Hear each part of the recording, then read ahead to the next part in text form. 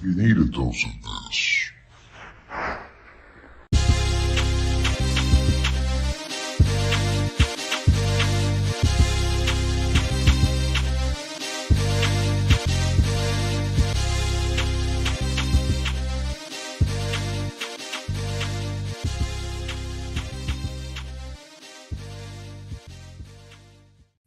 What's up, everybody? Thank you for joining me once again. It is your boy, George Medina. I'm here, another episode of You Need a Dose of This. And today we are going to be talking to Mr. Chris Saloff. He's here and he will be talking to us about the latest issue of his book, C.R.I.T, C.R.I.T. We're going to be talking to him about that. Thank you guys for joining me. What up, William? William Russell's in the house. William actually has a really dope cover on this book that we're going to show off in just a few minutes.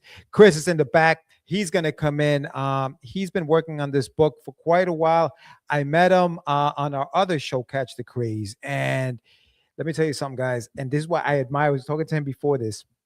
If you look at the first issue of the book, because he draws every single issue, his growth as an artist is insane. And you guys have to pick up issues 1 through 7. I think it's 7, right? We'll talk, Chris, to see how much he's actually going. And it's beautiful to see because drawing is not easy. Drawing comics is very hard. Some of you can attest to that. William, you can attest to that. And so what he's done, I think, is incredible. But we're going to talk to him about that. Before we jump into what we're going to talk to him about, a couple of shameless plugs, pun intended. The shameless plug will be in Oakland. I'm going to be doing a convention this weekend, Oakland Comic-Con. I will be sharing a table with my nephew who has just started drawing himself. He's been drawing for a little while. This is his exclusive cover. It's the Latte exclusive, and it's we printed only 50 of these bad boys, and they're all numbered. See that at the bottom, blank of 50 or whatever. So make sure if you're going to be in Oakland or in California, head out to Oakland Comic-Con. Check us out. I'm also going to have issues 1 through 8 of the Adventures of Wonder Duck. This is the first print run. I'm only going to have 5 of these sets there, all 8 issues. The 8th issue actually hits stores May 15th. So it'll be a little early at the show this weekend, Mother's Day weekend. This is issue number 8 right here. So head out to Oakland Comic-Con and check us out. Can't wait to get out there and spend some time with the family. What's up, Chris? Let's go, Medina. What's up, Chris? How you doing? All right. Well, listen, without further ado, let me bring in Chris. We're going to talk to him about his book. We're going to show you guys what he's got. The new Kickstarter is live right now. The link is in the show notes, so check that out. But without further ado, here he is, Mr. Chris Saloff. What up? Hey, what's going on? Not much, man. How you doing? I can't complain. Not at all. Man. Listen, the Kickstarter is doing phenomenal. You're doing an incredible job promoting that. I see you everywhere, dude. It's freaking, and this is what we got to do, right? This is what we got to do. Right. A live campaign. And my book. My book. There's the link to the campaign. If you guys are watching, hit that link and check it out. But Chris, so I was talking to the fine people out there about how you started this endeavor. When was it? When did you start actually with this? So I started drawing in 2019. I didn't put the first issue out until 2020. In 2019, I drew what would become issue 0. We were talking a little bit about it earlier. Mm-hmm.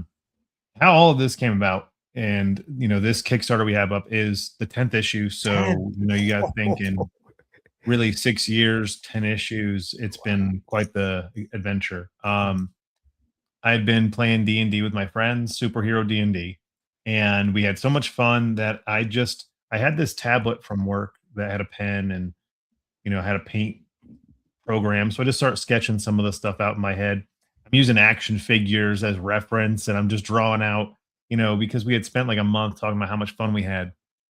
And I always liked having some visual reference when we played these games. Yeah. Well, it was a snowball effect of like, oh, I'm going to draw a panel. Oh, I'm going to draw a book. And then when it was done, that book was okay. Let's just say it was my first time ever really drawing sequential work or really drawing anything of substance. And it just lit a fire under me. So that's when I started issue 1. and I spent the better part of like 6 months just learning different techniques and really looking at comic books. It had been a long time since I really had dived into comic books for purpose of art since I was like a little kid. Yeah. And April of 2020, I put issue 1 on Kickstarter, and you can look, it failed. It failed miserably. Wow. And that is because really I needed 500 bucks. I think we raised like 750. Mhm. Um, but I put the goal at 2,000 because I did the research, and the research said you don't want to ask for anything less than 2,000 on Kickstarter or people don't take you seriously. Mhm. Well, again, I had no idea what I was doing. I didn't have an Instagram. I didn't promote. I just put it up there because somebody said put it on Kickstarter and people will just throw money at you. Yeah, yeah, yeah. And that was false. I was not having money thrown at me.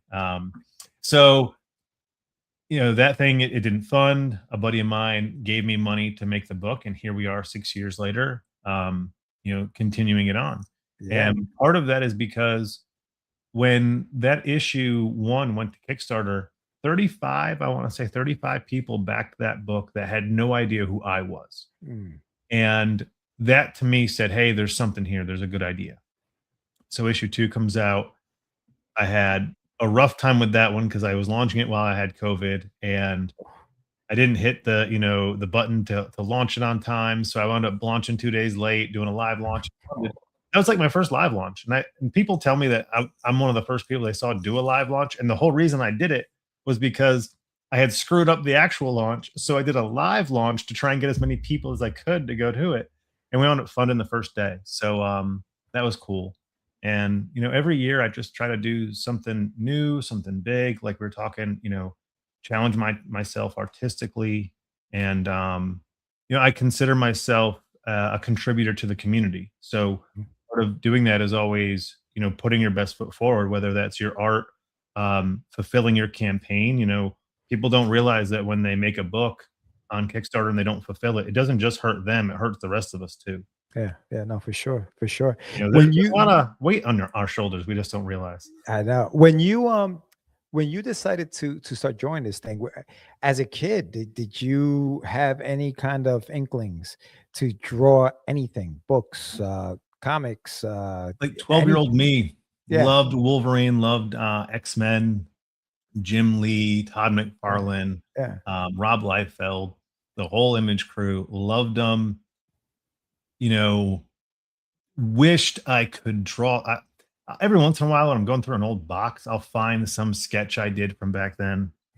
Um, but the type of person I've always been, even since I was a kid, if I try it and I'm not that great at it, I'm not gonna be the guy that's always trying to do something that I suck at. So at the time, I was actually like doing BMX racing, and I had some sponsorships. Oh, I wow. was in wrestling, and I had all these different things that I was doing. So art really wasn't something I cared about. It was like, oh, I tried it, I sucked. I'll move on. I'm out.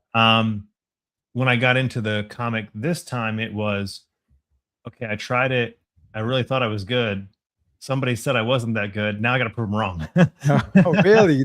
That's awesome, dude, that you had that kind of like it sparked something in you to say, "Now I'm gonna Yeah, prove you I can do this." and that's really what it was Wow. somebody close to me at the time had just kind of irked me a little bit, Mhm. and I was like, you know what? I'm going to prove you wrong. I am going to work my butt off, Good and for I'm you. going to do this. And here I am, like I said, 6 years later, 10 books. And when I think about it, because I'm the one doing these books, and like if you actually take what Homebrewed Comics does, Yeah, I'm working on Crit. I'm working on Bigfoot Knows Karate next to Dan Price. right. I'm helping with Caspian Porter and Celestial Knight. Given all of these books are made by those creators, we have distribution, we have printing, we have the website, the digital, like all these different pieces moving at all times. So if I'm not working on my book, I'm trying to help out over there. So I'm always doing something in comics, and I don't take a minute to say, hey, man, wow, 10 books. William's in here, and I was on his show, and I was like, yeah, 10 books is kind of a big deal. Yeah, it is a big Um, and just reminding myself that, like, hey, this is really cool. Um, and when I went to Kickstarter with this one, it was, that monument issue, the Big 10. And so I'm like, cool, I'll do 10 covers, and it snowballed into 13. So now we have a 30 dozen. Wow. Yeah. Holy cow, dude. And I'm So not a big like, and I want to say this to everybody. I'm not an advocate for the collector covers and the chase covers and all these things. But when I have covers in mind, and then my friends show up, and my friends want to be part of this, yeah, I'm never going to tell how do my you say friends and the no? people that have been here for 6 years. I'm not going to say no. I'm going to say, Yeah, yeah, let's do yeah, it. Let's yeah. put it out there. You know what? And it is a testament to, who you are within the community, where friends of yours who are artists now want to contribute, want to say, hey, I want to do a cover. It says a lot about you and the book itself too, and the characters, right? Because they want to draw these people, they want to draw these characters. I think my characters are cool. I have a Yeah. cat that smokes cigars. You can't really beat that. We're gonna show that cover up in a few minutes. But as far as your artistic ability, now obviously you started drawing comics in 2019. Speed, because getting these books done, it's not just about getting them done, but it's not how quickly you get them done, but you have to get them done within a certain amount of time. Have you discovered that your speed, you've gotten faster? Are you still slow, but you don't care and you're just gonna keep doing what you're doing? How There's certain things I'm quick at, and then certain things I'm not. yeah. The last book was a lot of lore. So issue 9, which originally was issue 8. Mm. So I had done last year I released issue 8, and then we got to distribution, and issue 5 is I think 63 pages long. Wow. Um, Holy cow. and for a distributed book, that is too much. So I had to split that book in half. And it was originally supposed to be 2 books. I wound up being like overzealous and making 1 book, and now I've had to split it back into 2. Um, I also had Robert Nix come in and redo some of the pages. So that book just became more than what it originally had meant to be. And when I split it, I was like, well, now I have 5, and I don't want to do 5.1 because that's not really it. So I was like 5, 6, now 7, 8, 9. Really, when I was shipping 8, I should have said, hey, this is the 9th book. Yeah. But indie comics, I can do whatever I want, right?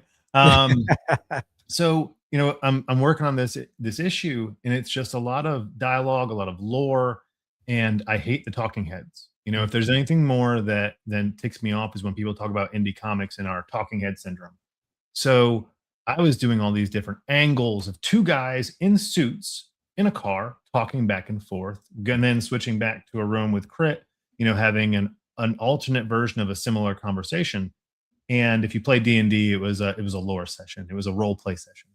And so in my head, I'm like, I could easily, if I want to talk about speed, I can just do a bunch of talking heads back and forth and be done with it. But I went with different angles. I went cinematography style with it because there's very little action in the book. It's got the dialogue and the visuals have to carry this. How do I do that without making it boring? And that's what I did was I just kept switching the angles, do a lot of facial expressions. Yeah. So a book that should have been really easy became really, really hard because I had to have a different expression on every panel. I don't take this face, copy and paste over here. It's like if I take this face and copy and paste, I'm changing the whole expression and stuff too. So to your point, things have gotten easier, but the easier they get, the harder I make them because I want to do more. You're pushing yourself. You're Right. pushing yourself to be better. Yeah, no, and it shows, and it really shows in the art. And I spoke to you before we went live, and again, it's not a knock on obviously the earlier issues. I mean, this happens to every artist. You realize how good you're getting the more you draw, and you're like, holy cow, I want to go back and draw that. And we talked about that a little bit, but your artwork is insane, dude. It's like a different person drew these books, and I love that. I love that for you because you're growing as an artist, and drawing comics is not easy, man. I mentioned that before. It really No. isn't. It really is not. As far as the book itself, obviously it's your buddies, right? It's a D&D campaign. I know I've heard the process because I've heard a lot of your interviews, but for those who maybe haven't heard it, tell us a little bit about how the story is told and how you kind of put it together from your D&D sessions. I call it organic storytelling. Some people say collaborative storytelling, but really it's what I did and I got to say this too. Everything's already pre-recorded for me. So the game is done. The story has been told. I just have to turn it into comics. So I recorded all the game sessions. And before I start working on a book, I listen to that game session. So, and I'll listen to it probably about a month.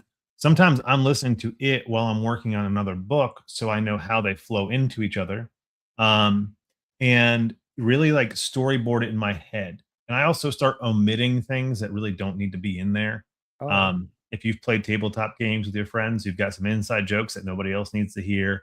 And also, there's things that just derail it, and it's fun in the moment. Right. But for a reader, it doesn't have that same gravitas. So you kind of just let's cut this. Or as a DM, you make this really cool underground city that is so amazing, and you spend months and months and months building up lore, and then they walk by and go, "We're not even going to go in." And so, yeah, there's those things that get in there that you have to just refine and it's a different medium, right? So when you take a novel and you turn it into a book or a movie, a comic book or a movie, there's always things that get left on the cutting room floor. Mm-hmm. That's kind of what I do. And so I storyboard it sometimes just in my head because I've listened to it so much, I've memorized it. Jeez. Sometimes I grab my phone and I have a stylus on my phone, so I just sketch something out, or I have a notepad and I'm like, page 1, boom, page 2, and then I send it over in my WhatsApp chat with my buddies. I say, hey, this is kind of my outline for what I'm working on. Does this flow well with you? And they'll give me thumbs up, thumbs down, change this. And, I love when my friends destroy all my ideas, but hey, it's cool. I love that you still you include them in the process. Even like it's not just like, okay, we recorded a session, I'm gonna just go and do what I got to do. You actually kind of like reach out to them, say, hey, how does this look? This is all right. Yeah. So some of the stuff that's in the comic, while it existed in the game, it existed in a verbalized form. So when I go to visual, I have to sometimes create some of these visuals that we've never seen before. Yeah. And I'll take in this issue, we have an enemy called Staccato Mamba. In the game, he's actually a mix of two characters, because in this session, they split off into two different stupid things, and splitting a book and a reader and a story so many times can really be jarring. So what I asked them to do, I was like, hey, really, these two could have been together and should have been. That's how I wanted to be, but you guys wanted to do this. I was like, can we do it this way? And we made it work really well. But the problem was one of these enemies, is now mashed with the other one for purposes. And I was like, well, hey, now that we have Staccato Mamba, and later on, this is supposed to happen to him, I had this cool idea for this awesome helmet and all this stuff. And they were like, don't do that.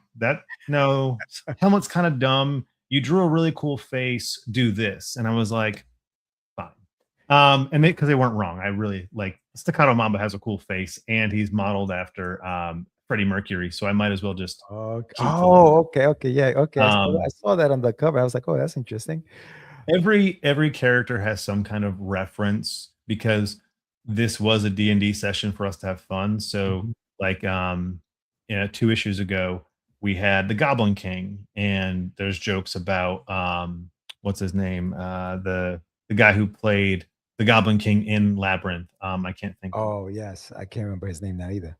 I'm sure someone will call it out, and I can't believe I'm forgetting him. But they're those jokes. So when I drew the Goblin King, which was a robot in the book, it just took the persona of this character from a movie, which it's an AI. So I drew him with like the frills and the shirt and everything, because he's got to be a fancy robot. So I'm always trying to find some kind of real world reference. So there's a lot of pop culture in these books. There's a lot of tongue in cheek. I was at Free Comic Book Day, and some kids were walking by asking about the book, and I was like, hey, do any of you play Helldivers? And they're like, yeah, I play Helldivers. I'm like, cool, well, there's a Helldivers joke in this book. And they loved it, and I showed it to them, and they're like, okay, that's awesome. But it's written in a way that if you didn't play Helldivers, you would still find it funny. See, that's good. That's a big thing for me, is when we put a joke in there, it's gotta it doesn't have to catch everybody because not every joke has to catch everybody, but it has to be made in a way that the average reader who doesn't know what we like will still kind of get it or laugh. Yeah, and I think that's important. I mean, just in everything. I mean, just in entertainment, right? I think yes, you have your hardcore fan, and there is an audience that you're doing this for. But I think that a story transcends when it hits everybody, even the people you didn't mean for it to kind of like Mhm. hit. And that's freaking awesome. It was David Bowie is There you go. yeah, yeah. Perfect. Thank you. Yes. Um, I was going to ask you about. You mentioned that you're sometimes you're listening and you've listened to a lot of these campaigns over and over and over. How far are you right now? Like, what are you working? Which issue are you working on right now? We're a quarter of the way done. There's 42 issues of this series. Wow. And the last two is the last game session, which arguably even to this day is probably the most fun I've ever had. And just and it's not even me playing, it was just watching them play and learning their characters and just going, we knew it was like the last hoorah. So Wow. they were just That's cool. balls to the walls. That's cool. Stuff that made me mad because I didn't plan for it. Like I didn't plan for them to do certain things in the Right. game. Right. Yeah. Yeah. And Yeah. it just That threw is. me. But yeah. Yeah. Wow. That's cool, dude. Damn. So you're all right. So you're planning. It's at 42. Yes. 42. And so this is issue 10. Are you working on 11 right now, or you're into 12, 30? Like, where are you as far as your drawing of the next So few issues? drawing right now, I'm finishing issue 10. So we're about Okay. Okay. Gotcha. almost halfway done Okay. with the art. Got it. Then it goes from me to Louise, and he colors it, sends it back. My goal is to ship this in no later than September. I put September on there, but I should be able to finish it well beforehand. Right. Um, you know, I always get into it, and then summer hits, and then you get the kids and like and stuff. So, and this is an action book, and I find drawing action so much easier than everything else Hmm. because you don't Interesting. have to have as many backgrounds in all of them. You're not drawing the True. same car in 10 True. different angles. Yeah. It's Yeah. just, now there are still reference points because, well, for one, my guys, when I'm drawing, they're like, where are you? Because this page doesn't have a background in it anywhere. And I'm like, there's no room for a background. They're literally punching each other. And like, if you look at the page before, they're in a coffee shop. If you've read the book, you know they're not. So we get, but there's, I always use a reference point. I always have that stage, Yeah. set the The stage every setup. time Yeah. we Yeah. change perspectives. Yeah. But realistically, like this book, I've already seen in my head like where it's going, and I'm like, okay, cool. Some of it is gonna be a pain in the neck to draw. We talk about some of the stuff that doesn't make it into the book. Right. And in this game session, they literally used a coffee cannon on top of the truck because the battle like spilled out into the parking lot. And I said, we're not like in the comic. I was like, I don't want to do the bigger this gets, the harder it gets to draw, the longer it takes to get to people. I was like, we can accomplish this without it spilling over. But they had like a Ninja Turtles van, which they have, and somehow the BS of the entire game turned it into they had somehow managed to mount a coffee gun on this thing. And I said, we can do it in the game. It's absolutely not making it into the comic book. I'm not drawing a coffee gun on top Right. of a van. Yeah. That is in my head. Like there were times we're playing, and I would put my head down, and I would just do this, and someone would go, "Oh man, you made Chris mad," and then someone would go, "No, he's not mad. He's actually wondering if he can draw this." Yeah. Because you got to draw this now. Like every time. Right. Yeah. Yeah. Like Yeah. Oh, every dumb idea you guys have, I have to figure out how am I going to draw how? this. Yeah. How are you going to draw And this now? so I made because originally I said yes, we can do it in the game. It's not going to go in the comic book. We just have fun for game's sake, but for storytelling purposes, it's not making it. So I start drawing the book out, and the more we get into the series, the more I'm okay with the zany and the dumb fun because it really lends to the story. Yeah. And so I called them and I said, hey, how about instead of the coffee gun being on the van, because I really don't want it to spill in the parking lot. That's just drawing 1,000 trees does not sound fun to me. I said, but the robot shows up. They have a little, his name is Dr. Roomba. He is a robot body on a Roomba, Right. because somebody rolled really poorly when they were building him. So I said, hey, how about we attach the coffee cannon to him and he uses the coffee cannon? And they were like, I like the idea. We're cool with it. Like, we get the coffee cannon. So coffee cannon will make it into the book. And it just, so in my head, I had to plan how I want that to happen. That may end up turning into like my favorite scene in the book. Maybe there's a couple really good scenes in this book, a lot of really dumb, fun stuff. That's awesome. I love it. I love it. Oh, that Yeah. Well, it says, yo. What's up, dude? All right. So let's show the campaign. Let me share my screen here, and I'm going to show you guys the campaign. We'll go through it. Here it is. There it is. So you have 18 days left. You have 61 backers. You're very close to the $3,000 mark, which is freaking awesome, dude. This is really going 3,000. We unlock the bookmarks, so we're like right there. Okay. So the campaign ends Friday, May 22nd at 8 p.m. Eastern Standard Time. And this is the story. Like, I mean, look at these. The artwork is insane, man. A whole lot of trouble. Oh yeah, that's V. Ken Marion right there, and then Jose Vasquez. Yeah, sick, dude. These are insane, man. These are insane. So illustrated by yourself, colors Lewis Thomas, letters. So you letter your book also. So you do all the lettering. And I'm assuming that's convenient because then you can change whatever you need to change when you're done. Makes it really good when you got to edit the books or you want to do a collected edition, and your lettering's gotten better over the years, so you want to go back and fix it. Have you? That's the other thing. Did you letter issue 1 like all the other books? Everything you have? Have you wanted to go back and re-letter those? I mean, not art. I've done it a few times. You have. Okay. Yeah. So if I've gotten a new cover, sometimes I'll go, when I'm reformatting. I don't change all of it, but I'll go fix some things. After this campaign ends, I'm actually working on consolidating everything into 4 trades, so 4 small trades. Just for con purposes. Is very hard at cons with 10 books. Yeah.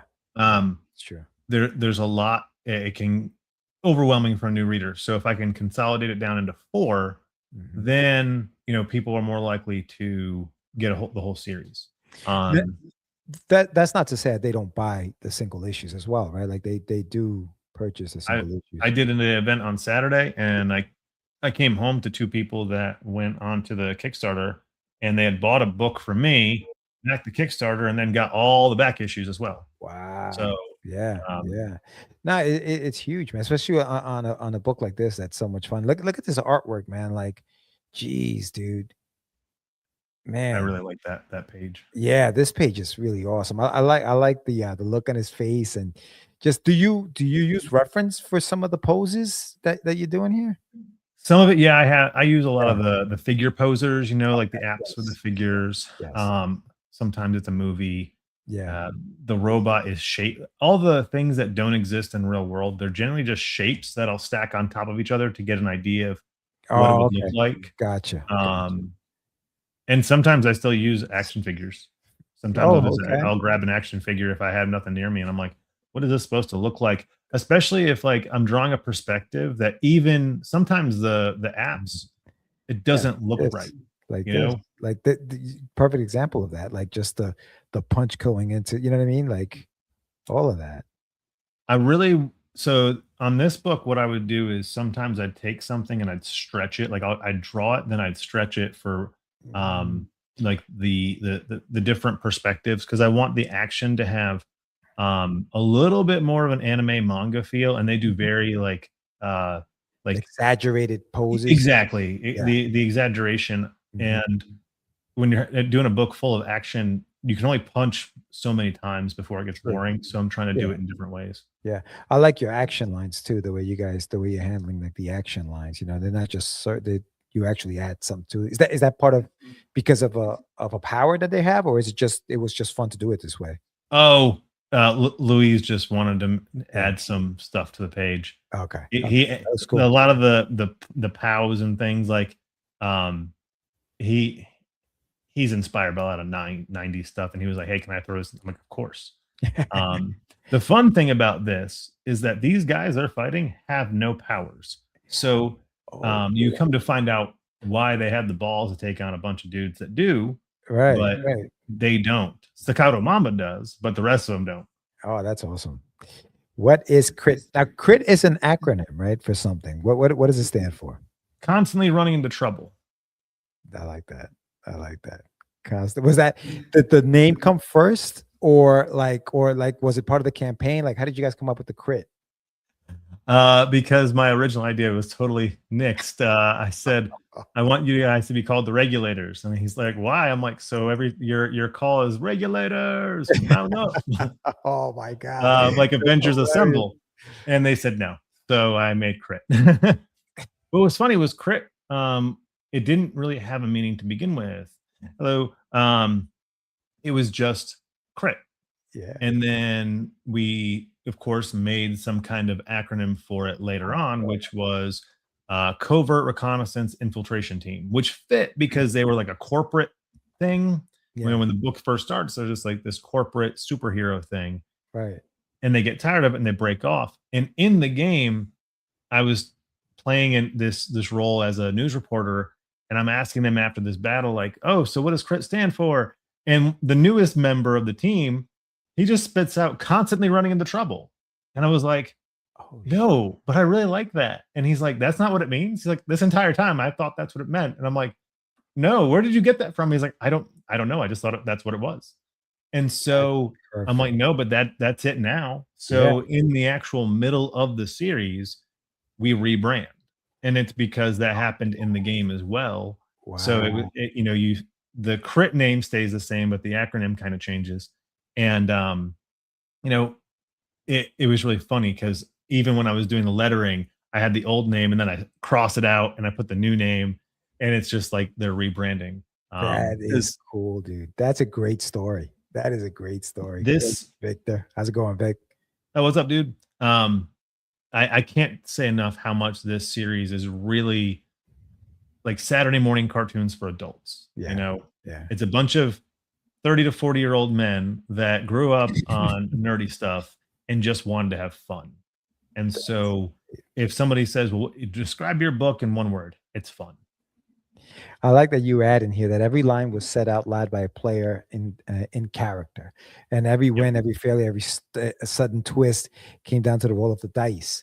So this is all going on. Like, you guys really don't know what's going to happen until it actually No, does in the game. So there's no, you didn't plot this out. There wasn't any other than, obviously the way D&D works, but other than that, it's just left up to chance. Whatever happens during yep. the game. That's freaking There are awesome. things like in this book when a character gets hit, knocked down, Right. loses control, things like that. He rolled bad. There's a much later in the game, they go to fight a kraken and they actually one shot a kraken. Oh, And as a DM, I was livid because that was a whole game session. oh my God, They really? were this battle was supposed to take forever because the kraken in D&D is a very powerful monster. Right. I looked up per rules, like we argued and we're looking at the rules, and I'm like, no, everything he just did is well within the rules. He one shot a kraken. Wow. Wait, And so I love the fact that you said that we argued about this. So there are you guys will sit there and just debate on what just happened during the oh game. yeah, a lot of our banter, like our table banter that Yeah, not in game, actually makes it into the book as banter. I like that. There was a discussion in one book. They were arguing back and forth, and one guy was like, "Well, yeah, I put that in the group chat." And another guy goes, "Oh, I left the group chat when Obi put tentacle porn in there." And that actually was us planning something. And he was like, "Oh, I didn't get that note." He's like, "I left because Obi sent this meme." And of Oh, course, it was very dirty and disgusting right, because right. that's on cue for that character and that person. And so that made it in because we were all dying laughing. And I'm like, that happened. That's going in. So some of the banter is literally just table banter. So you have how many covers do you have here? You have 13, a couple of them. So this is the standard covers. right. So the standard covers, there are 13 standard covers. No, so I Oh, broke it up. So some of the standard covers, some of the covers are not available in all tiers. because I wanted to give some those deluxe covers, a moment to shine. Yeah. There should be 9, if I'm not mistaken. Keep going. Yeah, so up to F. Okay. So what's that? Eight standard covers.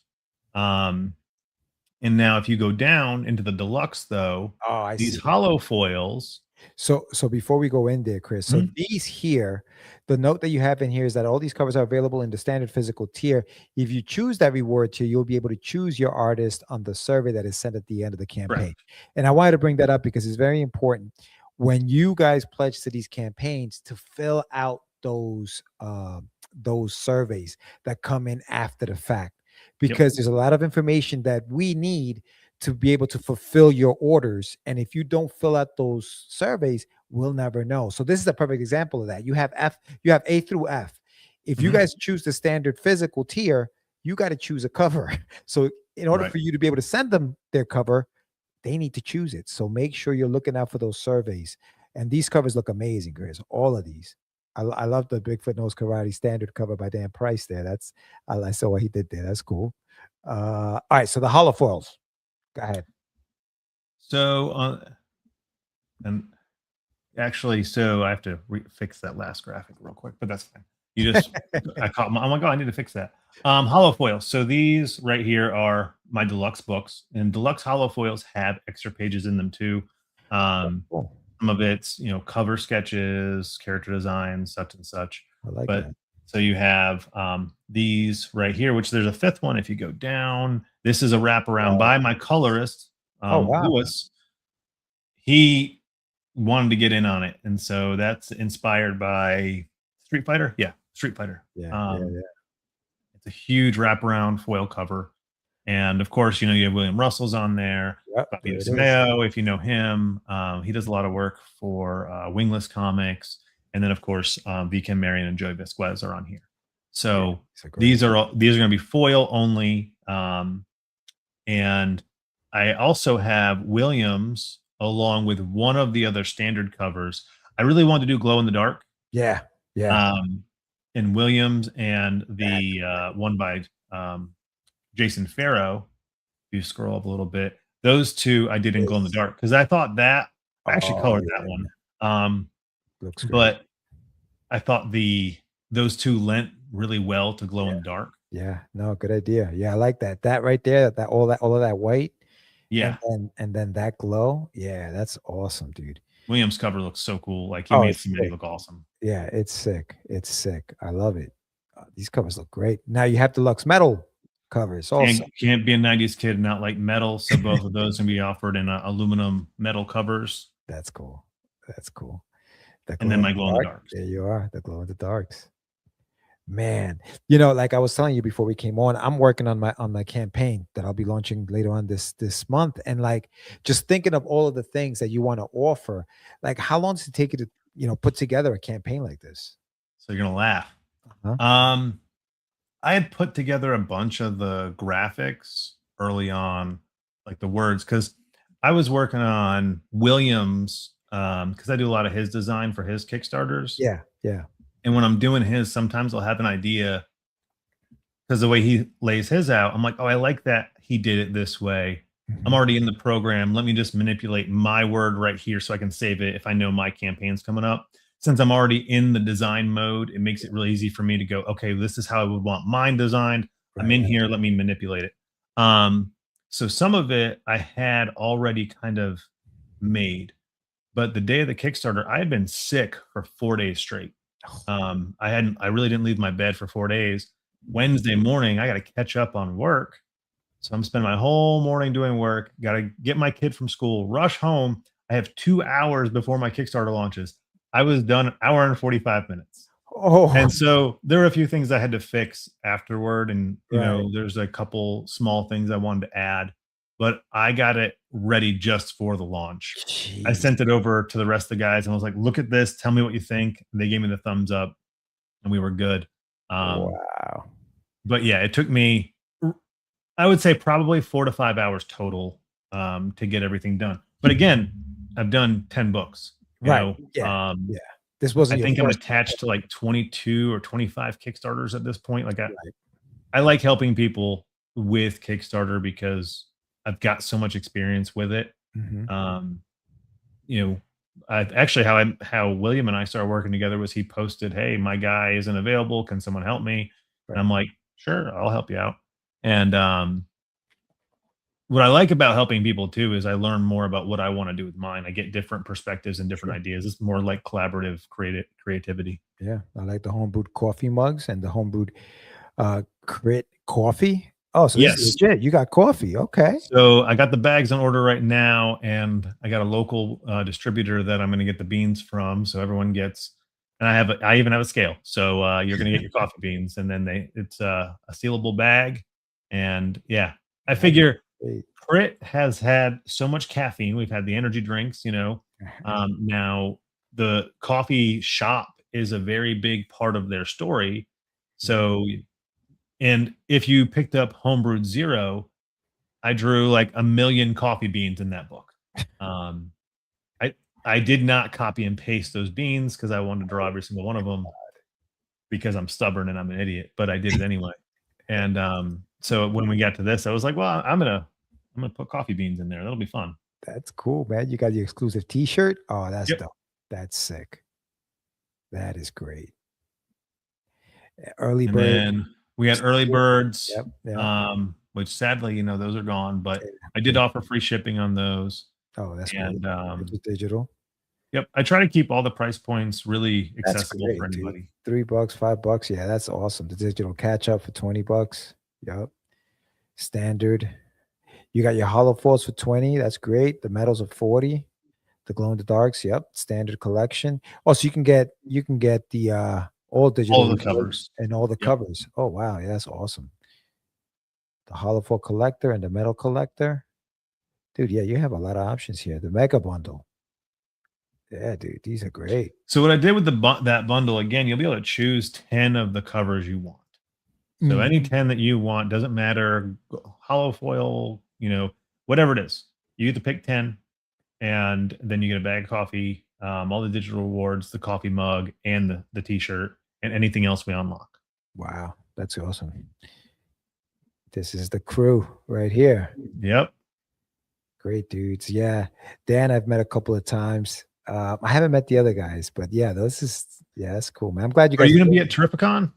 Yes. So Yes. we will all be at Terrificon. Oh, dude. All right, cool. I'm Yep. definitely. So you guys have a table set up already? Like you guys are Yeah, in? Dan and I are actually trying to get a booth because we need more space now. Yeah, dude, you guys are growing. It's insane. I gotta say the website, very easy to navigate. I actually downloaded, and for those watching, if you want to get issue 0 on, you can get it on the website, and it's a free download. Yep. And it's a simple process. You go in there, you pick it, put it in the cart, check out, and you have it. It's there. So definitely, I would say check. Do that. Do that. Now You they can don't thank have. Dan and Drew. Yeah. We have Oh some yeah. big updates coming to the website this year, thanks to some work that Drew is doing. Okay. We'll have you'll it's a huge project that he's been working on, and we saw it kind of in function last night, and I gotta say I'm blown away. Really. Um, yeah, this year we're really trying to push the envelope in what we're doing creativity on the business side. Mhm. Um, you know, I've said this on a few lives. When I get my bonus check from work this year, I'm buying a printer. So, for short runs, not, 1,000 prints, but, for Right. 25, 50, 100, 100 books at a time, Right. for Right. Right. cons, for website orders and stuff, because nothing can be worse than, like, on Saturday, I ran out of issue 1, and if Oh, I had a con this weekend, I would not be able to get my books in time. right. So, Right. Yeah. um, Jeez. Oof. So you'll have plenty. You'll be restocked by is Terrific on your next show, or what are you guys doing next? yeah, I'm actually trying to have my trades done by Terrificon. That's the goal, Okay. because that's Okay. August. I got more than enough time to Yeah. format them. I'll Yeah. just Yeah. grab some energy drinks and sit up all night. No, that's a good idea. Yeah, Terrificon is one of my favorite cons to go to. I go there as a fan just to walk around. I really enjoy that show. So I'm glad you guys are going to be there because I can't wait to see you guys and meet all of you.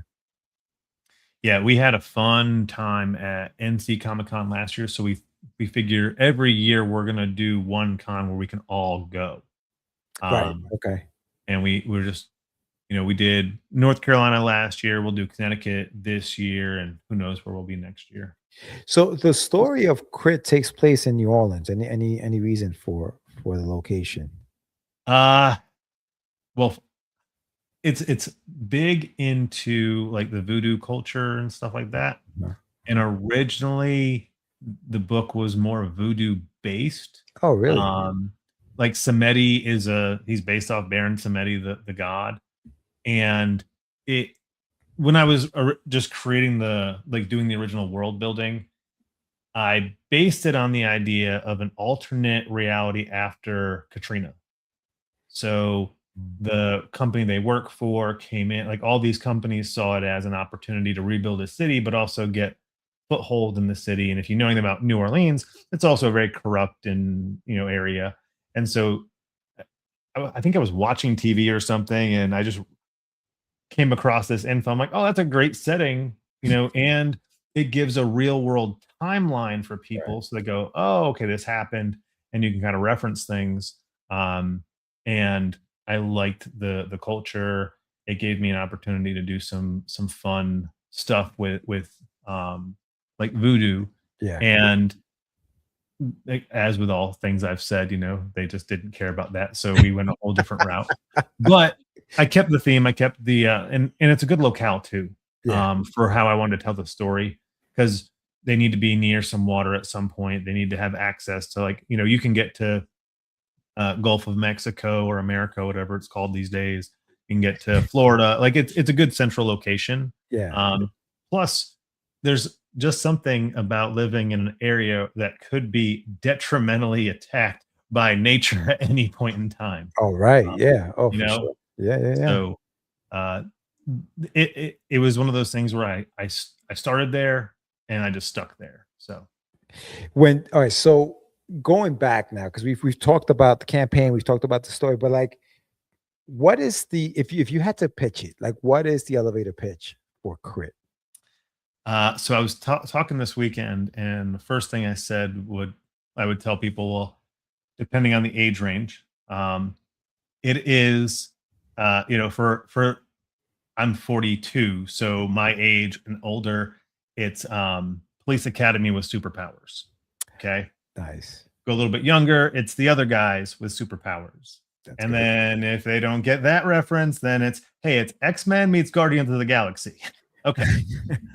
It's all the fun of Guardians of the Galaxy with all the team aspect, and kind of um uh like they're always sent on missions. Guardians of the Galaxy kind of does their own thing. X-Men, they have someone who says, go here, take Right. take this mission board. Um, and so that kind of worked really well. But I've always personally liked the reference of Police Academy with Police superpowers. Academy. Yeah, for sure. Now, I read issue 0 right before we came on. And was that also part of the campaign, or was that done after the fact? That is not printed anywhere except for in a trade paperback that I released a few years ago. Mhm. Um, it might make circulation again, but I like the idea of it being a free download Yeah. because it's short, for one. Mhm. It's only, I think, 18 pages. 18, yeah. I didn't draw it. I didn't pay for it. That I have no investment in the book itself. So I feel like if I didn't take any hit monetarily, I want to give that away for free.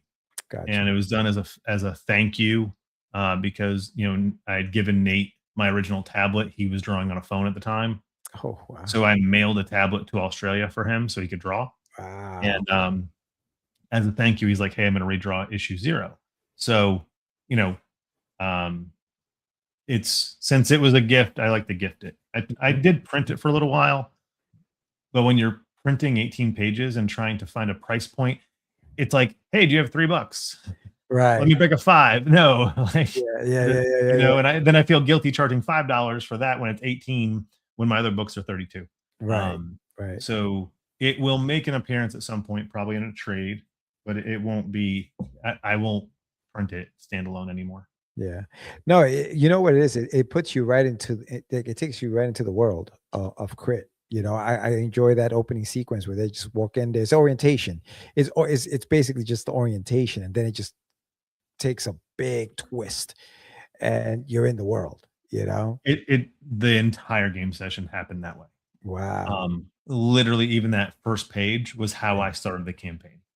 Oh, So, nice. I was really happy when we were able to do that because originally I didn't have that in my issue 0. And so when Oh, I got to go back and do the real issue 0 Nate, I was like, "This is how I want it to go," and I gave him the script, and he ran with it how come that wasn't in the original issue 0? because I couldn't draw women. Oh, there you go. Yep. Wow, man. There you go. So no, I mean, he killed it. He did an incredible job. That very opening sequence. And then what happens within the book, I really enjoyed, you know, the entire just the pace of the story itself. It was really, Yeah, really and well done. that one character, the first woman you meet actually Mhm. has such an impact on a few of the characters throughout the book, and she's only in, I think, like 5 pages. Yeah. Yeah. I know when when what happens to her, I'm like, "Oh, man, like, where do we go from here?" kinda thing, you know what I mean? Like, 'cause she was just you guys did a really good job just, like, fleshing her out in just, like you said, those 5 pages, which I thought was really well done. Yeah, she as a DM, I really enjoyed her character, Yeah. and to be honest about the whole story, when I wrote it, she wasn't supposed to die, and then I Mm. rolled to see which characters died in the events, and I'm like, "Oh, man." Oh, Um, man. but luckily, I had villains already, like some villains for the future pre-made. So the villains they fight in the book, especially early on, I'll use Dark Vengeance as an example. Her husband, and I'm not, we're 10 books in, you can read this. Her husband becomes Dark Vengeance, Right. and with him, his suit, when you see that Iron Man-esque alien looking, what is it? It's kind of like the Guyver meets Iron Man, right? Okay. So the guy who plays Boulder, Terrell, when we first started playing, wanted to be an Iron Man style character. Oh, But really, in D&D terms, you have to use magic to build these things. Even though it's not magic, it's tech. I can explain it in other ways. But he had magic missile. I'm like, I can build this character, but you have a very intense list of abilities. And he's like, that's just so much like to remember for a character, you know? And so we just scrapped the idea. And I worked on it for like 2 weeks. oh, So I was like, there's no way I'm getting rid of this character. He's your villain now. So he right. becomes like his nemesis in the book. And Oh, so I already knew eventually this character, Dark Vengeance, would be his nemesis. So as the story kind of did this, I'm like, okay, well, this character will become Dark Vengeance. And this is why he's mad, is because his wife dies and then he blames it on him. And I already had this over here, and I was like, well, this is perfect. This fits right into this.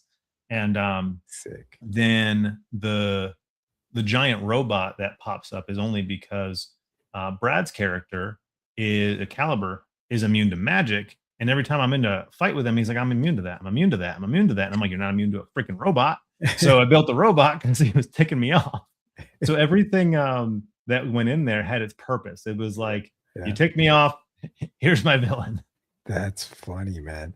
You know, and like issue 0, I know it's 18 pages. I think like it's one of those things where like it's so well paced. 11 pages, and I would have been like, "Holy cow, this is insane!" You know, yeah, I like what you did after the 11 pages because then you add a twist to it. But I really enjoyed those first 11 pages, man. I was like, "All right, this is," You like my because Dr. Claw reference? yes, because that and then like I don't know, I feel like you really the characters, you get to know the characters, right, in those first few pages. And so you know kind of like who these guys are, the banter back and forth, like you mentioned, you know what I mean? And So easy to write your best friends. oh, but you do, I mean, you guys do a great job. And it looks like you're having fun. So as I'm reading it, I'm having fun. And I think that's Thank you. Yeah, it comes through. It comes through in the pages, man.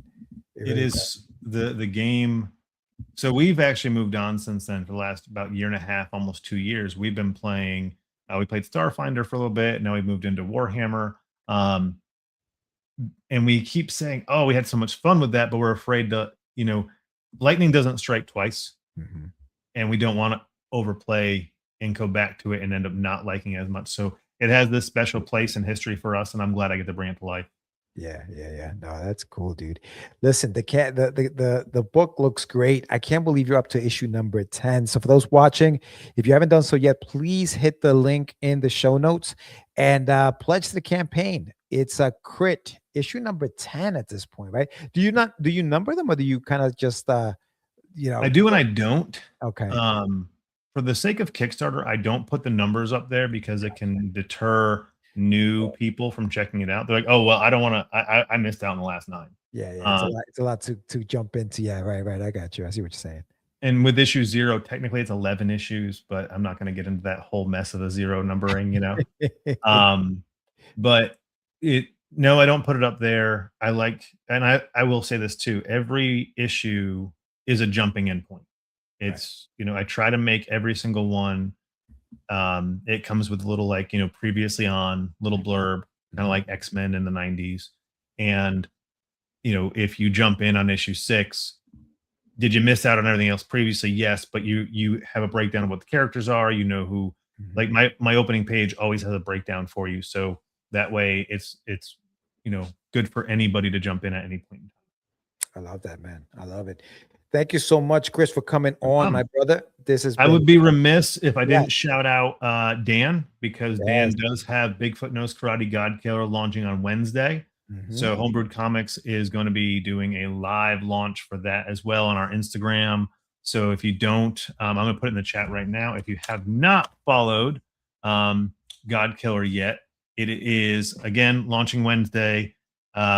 Benny is accused of killing Odin in this book. So yeah, kind of cool. That is Dan's not drawing it, he's coloring it, okay. and the art looks fantastic. So if you're watching this, please go follow God Killer. We launched that Wednesday, and Crit is still going to be live, like we said, until the 22nd of this month. We're Mhm. real close to that first stretch goal, but I am so happy with how the funding has gone, especially with everything that's been going on, in the world. So thank you to everyone that supported Crit for the last 10 books. Yeah.